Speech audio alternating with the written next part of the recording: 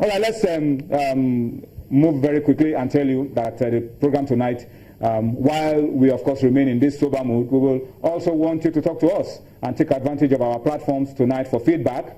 We want to hear from you. We told you already that a lot is going down tonight in football, and of course a lot is going on around us as well. So take advantage of what you see right there on your screen for feedback.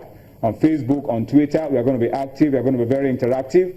We will also want you to keep talking to us when we have our guests in the house. We told you he's a former Nigerian international. You'll get to meet him. He's been here before. You get to meet him again when he joins us on the show. All right, so that's how you can be part of the show on your screen. But let's also tell you that you can follow all our top stories. You can track all that we're doing on Channels TV on our website, www.channelstv.com. You could also watch us on youtube.com/channelsweb. All right, you can click on m.channelstv.com to watch us on your iPad, your iPhone, your BlackBerry. It takes you straight to your home for the news. And if you download the Channels app for iOS, for Windows, for Android from their respective stores, that keeps you where we want you to be, so close to us. Channels at your fingertips, and you also can keep track of all that we're doing 247 and enjoy all the package on your award-winning Channels television. All right, so that's much for the feedback. Let's take you very quickly to Cape Town and continue with the story of our juniors. I'm talking about the ITTF World Juniors that's currently taking place, I beg your pardon, in Cape Town, South Africa. Not a good story for Nigeria, not a good story for Africa, because all the African teams have failed to make it to the main draw that will be starting tomorrow. All the African teams failed to make it. Well, it's developmental. It's a developmental competition. So we can pick our lessons from this. For Nigeria, we lost 3-0 to Belgium, and then we lost 3-1 to Egypt today. So we are out. We didn't make it to the main draw. And then Egypt, they lost to Belgium, they lost to the United States of America, and they are out of it. South Africa are out. All the African teams are out of the main draw. And this tournament is taking place in Africa. But it's a learning curve for the players. We can't be discouraged. I'm sure this investment will yield results, if not now, later. Absolutely, Tony.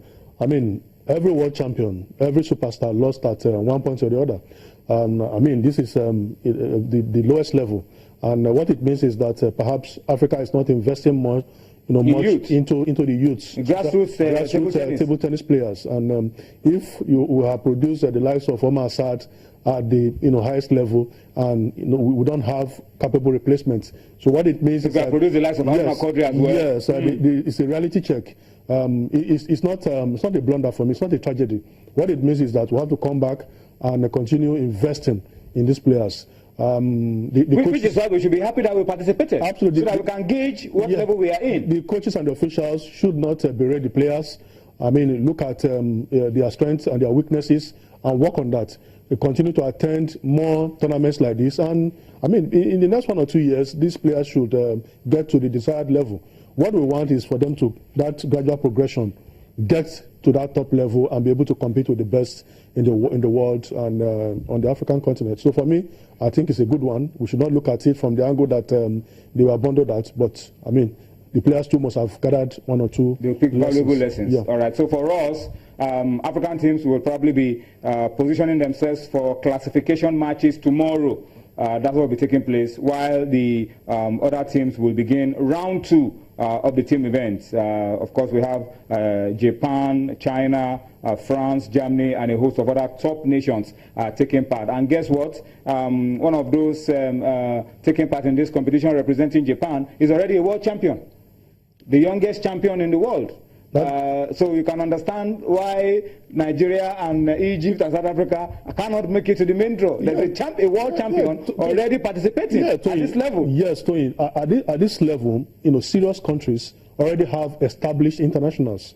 As from 13, 14, 15, 17, 18 is already competing among the best. So if he's still within the age limit, you can imagine the way he'll be beating opponents from other countries. And her name is Miu Irano. He's a world champion already at this level.